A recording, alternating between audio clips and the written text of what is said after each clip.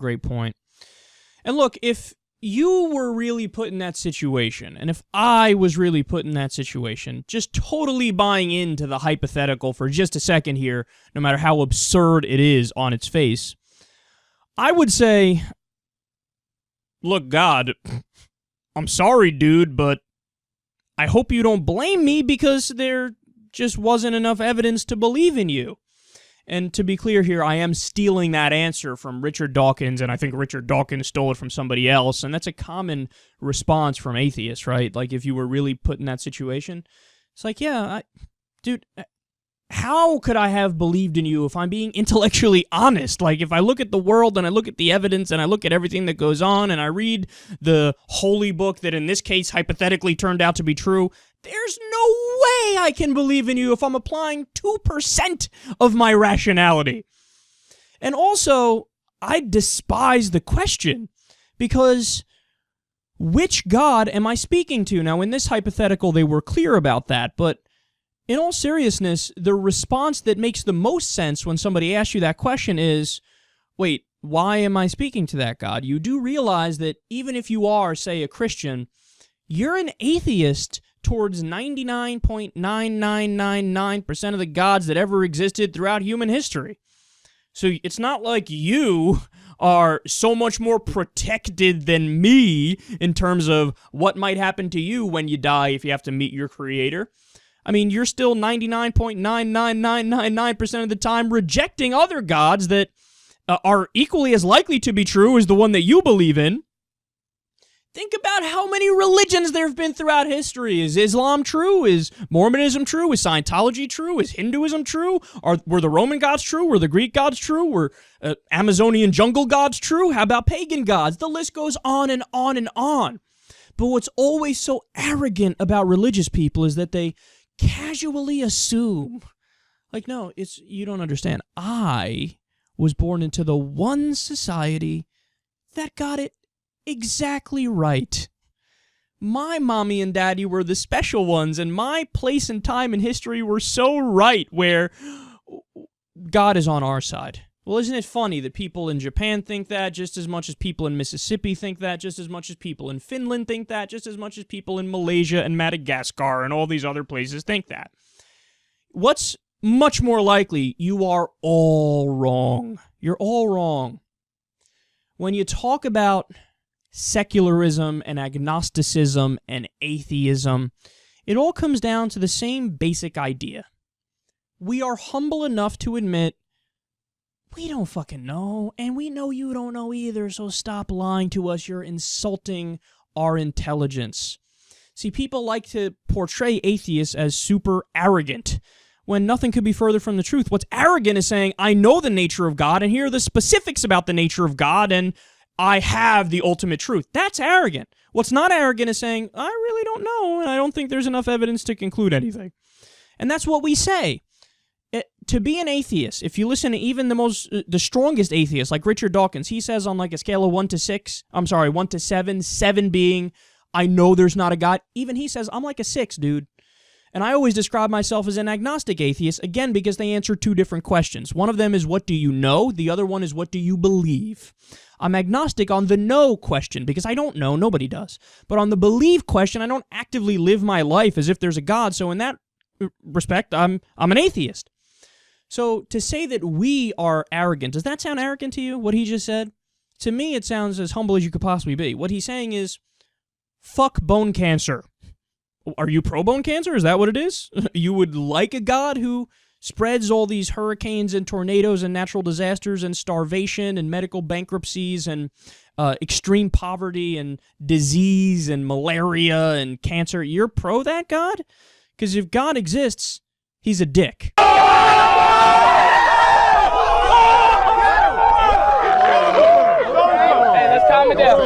We even have an outpost of our civilization living beyond Earth. Science is unreasonably effective. It's generated knowledge beyond all expectation. It's also delivered perspective. Yes, we are an insignificant speck in an infinite universe, but we're also rare. And because we're rare, we're valuable. So what are we to do to secure our future? Well, We must learn to value the acquisition of knowledge for its own sake, and not just because it grows our economy or allows us to build better bombs. We must also learn to value the human race and take responsibility for our own survival. Why? Because there's nobody else out there to value us or to look after us. And finally, most important of all, we must educate the next generation in the great discoveries of science. And we must teach them to use the light of reason to banish the darkness of superstition. Because if we do that, then at least there's a chance that this universe will remain a human one.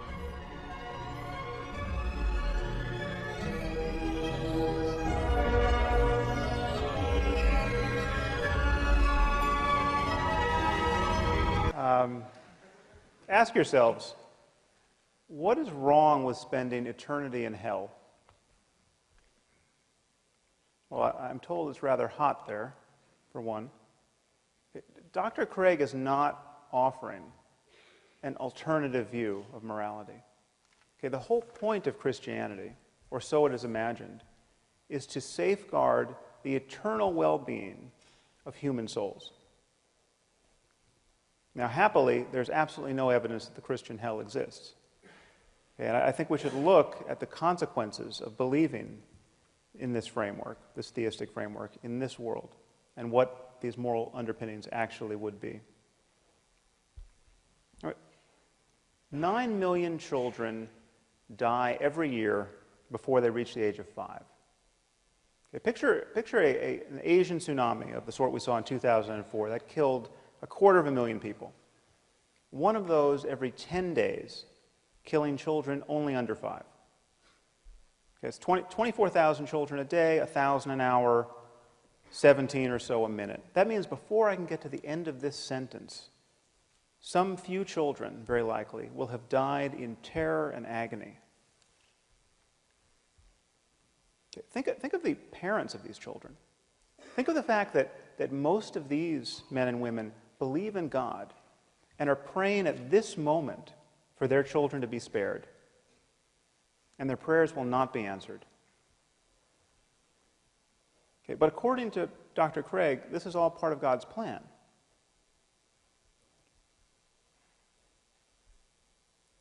Any God who would allow children by the millions to suffer and die in this way, and their parents to grieve in this way, either can do nothing to help them or doesn't care to. He is therefore either impotent or evil. And worse than that, on Dr. Craig's view, most of these people, many of these people certainly, will be going to hell because they're praying to the wrong God. Just think about that. Okay, through no fault of their own, they were born into the wrong culture where they got the wrong theology and they missed the revelation. Okay, there are 1.2 billion people in India at this moment. Most of them are Hindus, most of them therefore polytheists. Okay, in Dr. Craig's universe, no matter how good these people are, they are doomed. If you are praying to the monkey god Hanuman, you are doomed. Okay. You will be tortured in hell for eternity. Now, is there the slightest evidence for this? No. It just says so in Mark 9 and Matthew 13 and Revelation 14. Okay. Perhaps you'll remember from the Lord of the Rings, it says when the elves die, they go to Valinor, but they can be reborn in Middle-earth. I say that just as a point of comparison. Okay. So God created the cultural isolation of the Hindus. Okay. He engineered the circumstance of their deaths in ignorance of revelation. And then he created the penalty for this ignorance, which is an eternity of conscious torment in fire. Okay, on the other hand, on Dr. Craig's account, your run-of-the-mill serial killer in America, okay, who spent his life raping and torturing children, need only come to God, come to Jesus on death row, and after a final meal of fried chicken, he's going to spend an eternity in heaven after death. Okay, one thing should be crystal clear to you. This vision of life has absolutely nothing to do with moral accountability. Okay, and please notice the double standard that people like Dr. Craig use to exonerate God from all this evil. Okay, we're told that God is loving and kind and just and intrinsically good. But when someone like myself points out the rather obvious and compelling evidence that God is cruel and unjust because he visits suffering on innocent people of a scope and scale that would embarrass the most ambitious psychopath, okay, we're told that God is mysterious. Okay, who can understand God's will? Okay, and yet this is precisely, this merely human understanding of God's will is precisely what believers use to establish his goodness in the first place. You know, something good happens to a Christian. He feels some bliss while praying, say, or he sees some positive change in his life, and we're told that God is good. Okay, but when children by the tens of thousands are torn from their parents' arms and drowned, we're told that God is mysterious. Okay, this is how you play tennis without the net. Okay, and I want to suggest to you that it is not only tiresome when otherwise intelligent people speak this way, it is morally reprehensible. Okay, this kind of faith is really the perfection of narcissism. I mean, God loves me, don't you know? He cured me of my eczema. He makes me feel so good while singing in church. And just when we had given up hope, he found a banker who was willing to reduce my mother's mortgage. Okay. Given all that this God of yours does not accomplish in the lives of others, given the misery that's being imposed on some helpless child at this instant, this kind of faith is obscene. Okay, to think in this way is to fail to reason honestly or to care sufficiently about the suffering of other human beings. And if God is good and loving and just and kind, and he wanted to guide us morally with a book, why give us a book that supports slavery? Why give us a book that admonishes us to kill people for imaginary crimes like witchcraft? Now, of course, there's a way of not taking these questions to heart. Okay, according to Dr. Craig's divine command theory, God is not bound by moral duties. God doesn't have to be good. Whatever he commands is good. So when he commands that the Israelites to slaughter the Amalekites, that behavior becomes intrinsically good because he commanded it. Okay, well, here we're being offered, I'm glad he raised the issue of psychopathy, we're being offered a psychopathic and psychotic moral attitude. It's psychotic because this is completely delusional. There's no reason to believe that we live in a universe ruled by an invisible monster, Yahweh.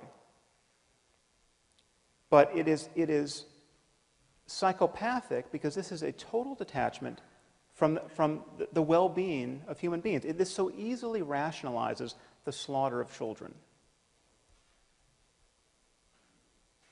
Okay, just think about the Muslims at this moment who are blowing themselves up, okay, convinced that they are agents of God's will. There is absolutely nothing that Dr. Craig can say against their behavior in moral terms, apart from his own faith-based claim that they're praying to the wrong God. Okay, if they had the right God, what they were doing would be good on divine command theory. Now, I'm obviously not saying that Dr. Craig or all religious people are psychopaths and psychotics, but this to me is the true horror of religion. Okay, it allows perfectly decent and sane people to believe by the billions what only lunatics could believe on their own. Okay, if you wake up tomorrow morning thinking that saying a few Latin words over your pancakes is going to turn them into the body of Elvis Presley, okay, you have lost your mind. Okay. But if you think more or less the same thing about a cracker and the body of Jesus, you're just a Catholic.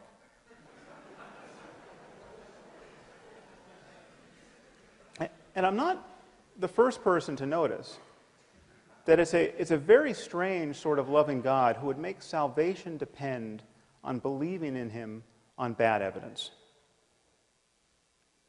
Okay, I mean, if you lived 2,000 years ago, there was evidence galore. I mean, he was just performing miracles. But apparently he got tired of being so helpful. Okay, and so now we all inherit this very heavy burden of the doctrine's implausibility. And the effort to square it with what we now know about the cosmos and what we know about the all-too-human origins of Scripture, becomes more and more difficult. Okay, and it's not just the generic God that Dr. Craig is recommending. It is God the Father and Jesus the Son. Okay, Christianity, on Dr. Craig's account, is the true moral wealth of the world. Well, I hate to break it to you here at Notre Dame, but Christianity is a cult of human sacrifice. Okay, Christianity is not a religion that repudiates human sacrifice. It is a religion that celebrates a single human sacrifice as though it were effective. God so loved the world that he gave his only Son, John 3:16. Okay, the idea is that Jesus suffered the crucifixion so that none need suffer hell, except those billions in India and billions like them throughout history. Okay, this is astride. This doctrine is astride a contemptible history of scientific ignorance and religious barbarism. We come from people who used to bury children under the foundations of new buildings as offerings to their imaginary gods. I mean, just think about that. In vast numbers of societies, people would bury children in post holes, people like ourselves thinking that this would prevent an invisible being from knocking down their buildings. Okay. These are the sorts of people who wrote the Bible. Okay. If there is a less moral framework than the one Dr. Craig is proposing, I haven't heard of it. I was an idiot, moronic, and stupid for believing in God, that he created this world, because it took way too much faith to believe in a process like that, while he believed in what he called the science of evolution. Well, let's go ahead and let's do this. Dear Mr. Atheist, first of all, let me correct you, because evolution is not a science, never has, and never will be. Evolution's not a science. Who are you gonna believe? The scientists who say it is? Or the fat bearded guy wearing a stupid hat who says it isn't? I mean, who the fuck appointed this guy the arbiter of what is and isn't science? Is he going to explain why it's not science? Well, he's going to try. Let's watch. Why? Because it cannot fit within the parameters and parentheses of science for one simple reason. It was never observed. That's why it's not science. That's why it's called the theory of evolution. First of all, it has been observed.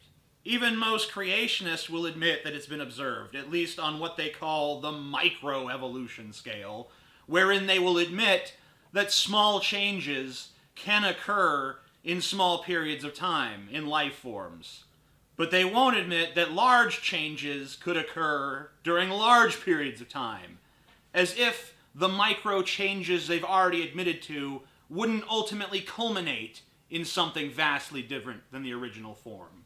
And as for your lame creationist stock reply that evolution is just a theory, I don't know how many fucking times it has to be explained to you people, but just go to notjustatheory.com and it will fucking walk you through why your statement is completely retarded. Here's a small excerpt. When scientists use the word theory, it has a different meaning to normal everyday use. In science, a theory is not a guess, not a hunch. It's a well-substantiated, well-supported, well-documented explanation of our observations. Some people think that in science, you have a theory, and once it's proven, it becomes a law. That's not how it works. A theory never becomes a law. In fact, if there was a hierarchy of science, theories would be higher than laws. There is nothing higher or better than a theory. One man's theory. Now, let me show you how much faith it really takes to believe in evolution. You want me to believe that in some accidental cosmic bang, that out of that was created one cell, and from that one cell that all life springs, every plant, every animal, every single human being. Who said the Big Bang was accidental? You're obsessed with the concept of things being accidental in this video. I think you end up saying it something like 458 times. Accidental, accidental, accidental. How do you know what's accidental?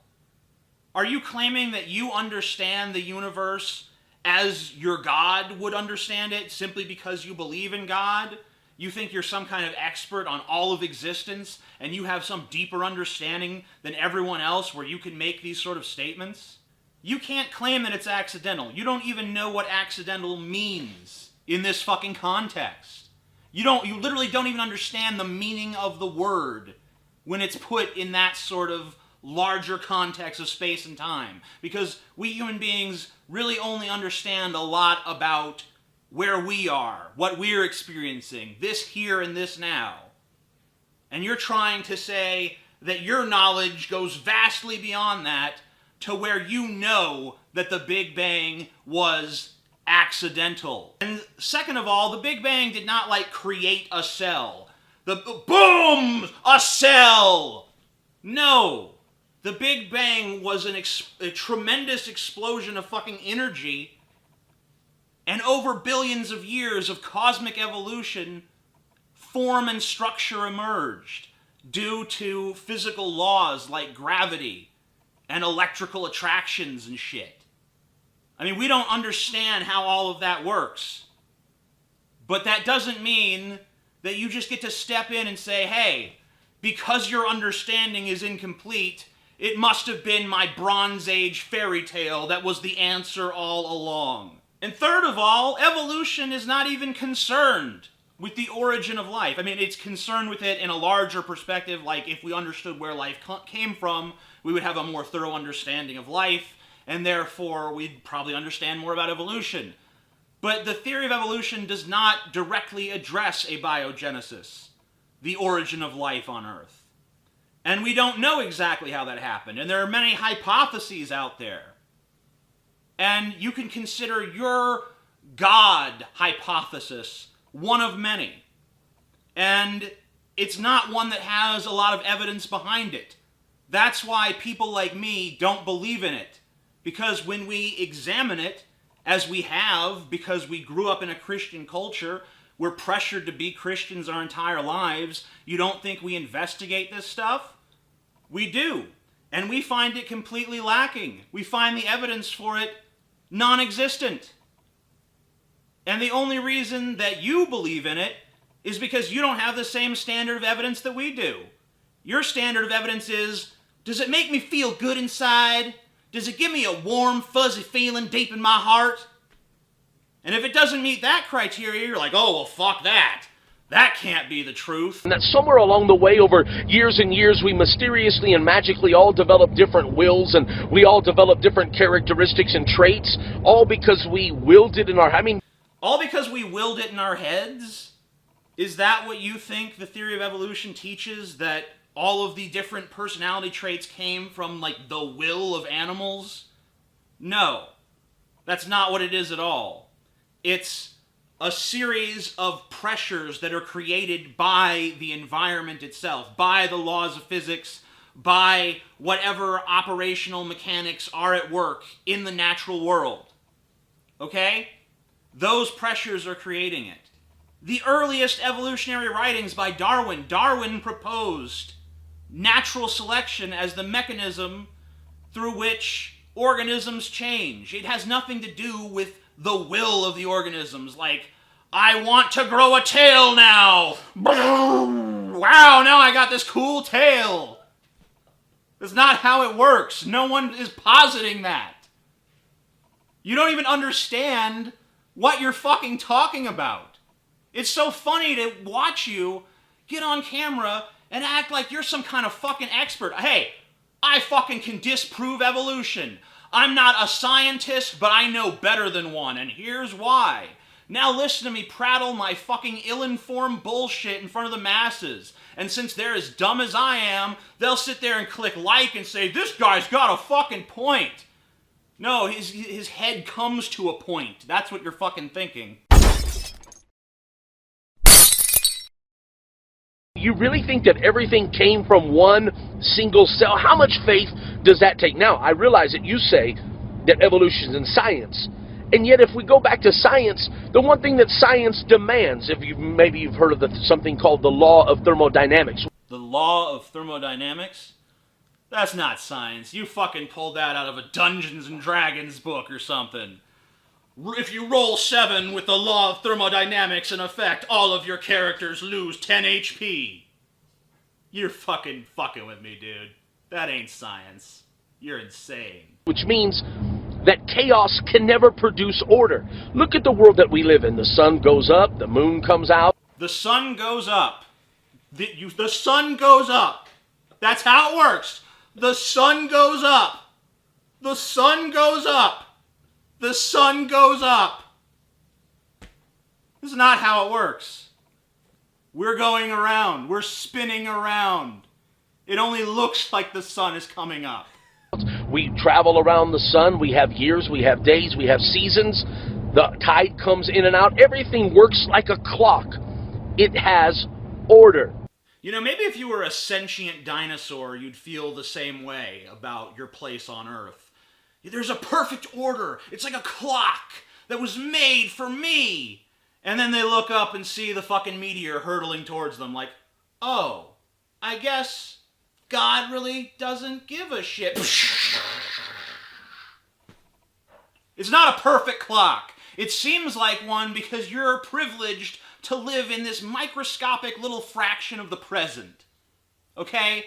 You're just spoiled by that perspective. If you had a further reaching cosmic perspective, you would see that the universe is a violent, hostile, and uncaring fucking place. And there's nothing about the laws of thermodynamics that say that you can't have order arise from chaos.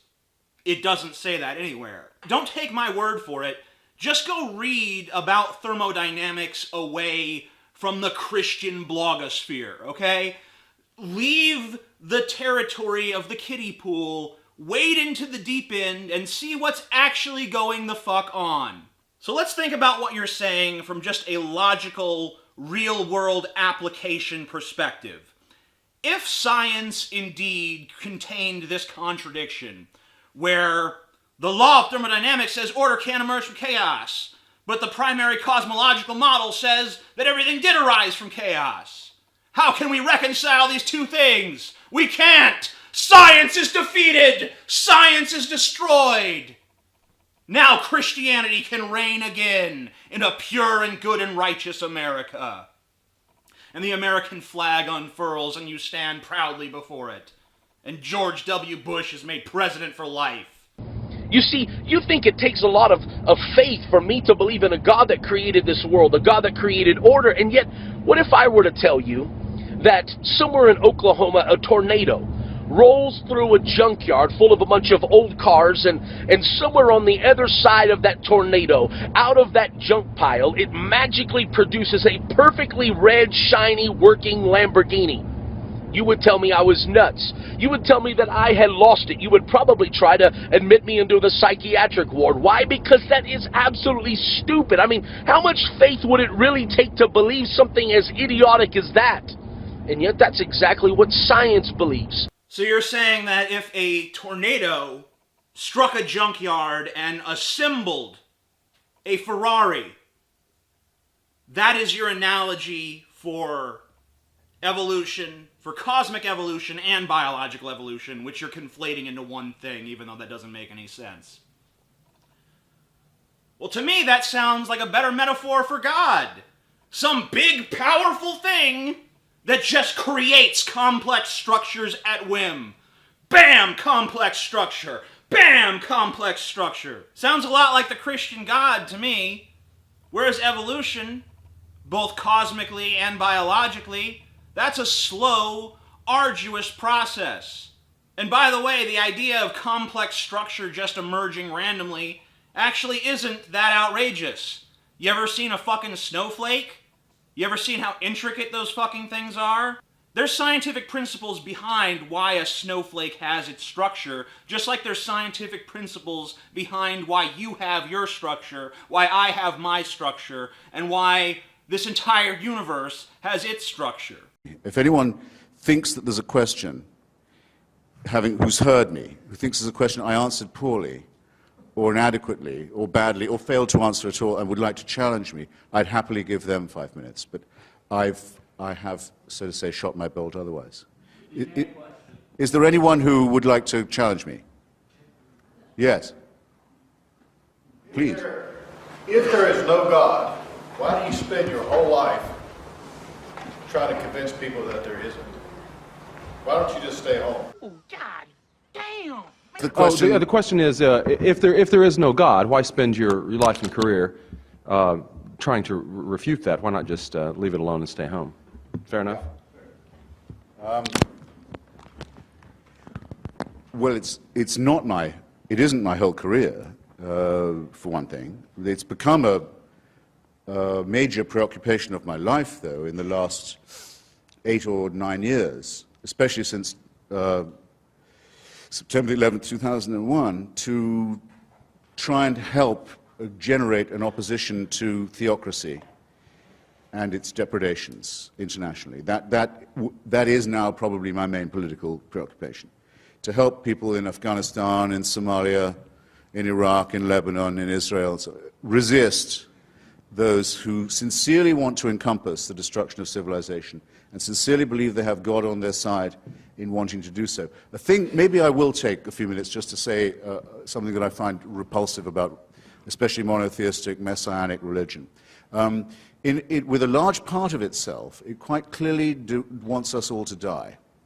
It wants this world to come to an end. You can tell the yearning for things to be over whenever you read any of its real texts or listen to any of its real, authentic spokesmen, not the sort of the pathetic apologists who sometimes masquerade for it. Those who talk, there was a famous spokesman for this in Virginia until recently, about the rapture, say that those of us who have chosen rightly will be gathered to the arms of Jesus, leaving all of the rest of you behind. If we're in a car, it's your lookout. That car won't have a driver anymore. If we're a pilot, that's your lookout. That plane will crash. We will be with Jesus, and the rest of you can go straight to hell.